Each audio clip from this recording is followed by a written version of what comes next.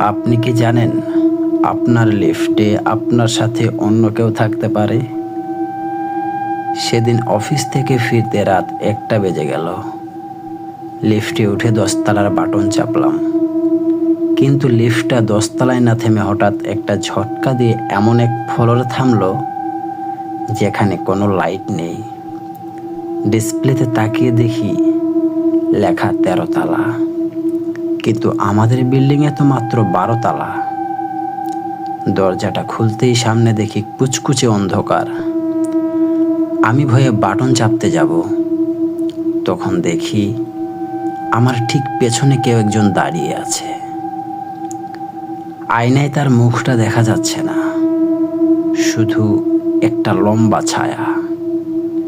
এরপরে আমি যা দেখলাম তা বিশ্বাস করতে পারবো না। তো গাইস, পার্ট 2 কি আজই দেব? কমেন্টে জানাবেন।